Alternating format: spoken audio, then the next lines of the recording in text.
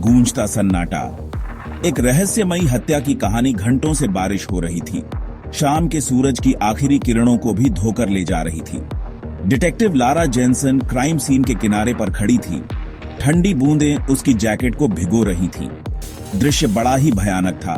एक luxury car जिसका अगला हिस्सा एक पेड़ से टकराया हुआ था, शीशा टूटा हुआ था, सीटों पर खून लगा हुआ था। विक्टिम एक जाने माने बिजनेसमैन जोनाथन मिलर थे, जो शहर के सबसे अमीर आदमियों में से एक थे। वो स्टीयरिंग व्हील पर झुके हुए पाए गए। उनकी छाती पर एक गहरा जख्म था। यह साफ था कि उनकी मौत एक्सीडेंट से नहीं हुई थी। गोली के जख्म कुछ और ही कहानी बता रहे थे। लारा कार की जांच करने के लिए और करीब झुकी। उसने ग्लव कंपार्टमेंट में एक छोटा सा, बड़े करीने से मोड़ा हुआ कागज का टुकड़ा देखा। उसने अपने दस्ताने वाले हाथों से उसे ध्यान से बाहर निकाला। नोट में बस इतना लिखा था, खामोशी की कीमत चुकानी पड़ेगी। कोई सिग्नेचर नहीं, कोई और सुराग नहीं। उसकी आंखें सिकुड़ गईं। मिलर ऐसे इंसान नहीं थे जो किसी से भी पंगा लेते फिरे। उनका साम्राज्य सालों के कड़े बिजनेस डील्स पर बना था, लेकिन उनके इतने दुश्मन थे कि किसी एक पर शक करना मुश्किल था। लारा को ऐसा लग रहा था कि यह सिर्फ पैसों का मामला नहीं है, यह कुछ पर्सनल है। जैसे ही वो क्राइम सीन की जांच कर रही थी, उसकी नजर किसी चीज पर पड़ी। एक अजीब सी परछाई। सड़क के उस पार अंधेरे में एक आदमी खड़ा था, उसे देख रहा था। लारा के होश उड़ गए। कोई उसे देख रहा था। उसने अपने पार्टनर डिटेक्टिव मार्क डियाज को इशारा किया कि वो गली को कवर करे जब तक वो उस आदमी के पास जाती है। वो आदमी बिल्कुल शांत खड़ा रहा। परछाई में बस थोड़ी सी हलचल दिख रही थी। जैसे जैसे लारा करीब जाती गई, उसके दिमाग में कई ख्याल आने लगे।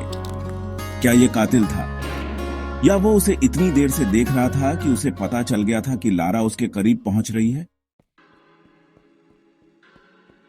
अचानक वो आदमी मुड़ा और एक गली में गायब हो गया। लारा तेजी से भागी। उसका दिल तेजी से धड़क रहा था। वो मोड़ पर पहुंची तो उसने एक दरवाजा बंद होते देखा। वो सावधानी से दरवाजे के पास गई और जोर से खटखटाया, लारा पुलिस, खोलो। दरवाजा खड़खड़ाकर खुला। अंदर एक आदमी था जिसका चेहरा खुरदुरा था और आंखें थकी हुई थी। उसने लारा को एक पल के लिए देखा और फिर बोला, ए मैन, आप अपना समय बर्बाद कर रही हैं। मैंने कुछ नहीं देखा। लारा की नजर उसके ऊपर लगी छोटी सी खिड़की पर पड़ी। शीशे के पार वो सामने वाले अपार्टमेंट में एक आदमी की परछाई देख सकती थी। कोई अंदर छुपा था। सवाल यह था कि कौन? मार्क उसके पास आया। उसकी नजरें आसपास देख रही थीं। मार्क, क्या लगता है? लारा ने तुरंत जवाब नहीं दिया। उसने उस आदमी को देखा, फिर खिड़की को। उसे यकीन था कि अंदर कोई था। लारा, हम बिना जवाब के नहीं जाएंगे। उन्होंने दरवाजा तोड़ दिया, लेकिन जब वो अंदर गए तो अपार्टमेंट खाली था। ऐसा लग रहा था जैसे वहां कई दिनों से कोई नहीं था। मेज पर बस एक लिफाफा रखा था जिस पर कुछ नहीं लिखा था। उसके अंदर मिलर की एक तस्वीर थी, जिंदा, एक पुराने फैमिली गैदरिंग में। एक महिला के बगल में बैठा हुआ था जिसे लारा पहचानती थी, उसकी बहन एमिली मिलर। अब कहानी समझ में आने लगी थी। मिलर की कहानी में बिजनेस राइवलरी के अलावा और भी कुछ था। मकसद लालच नहीं था, बदला था। लारा जानती थी कि यह केस सिर्फ फॉरेंसिक और सबूतों से नहीं सुलझेगा।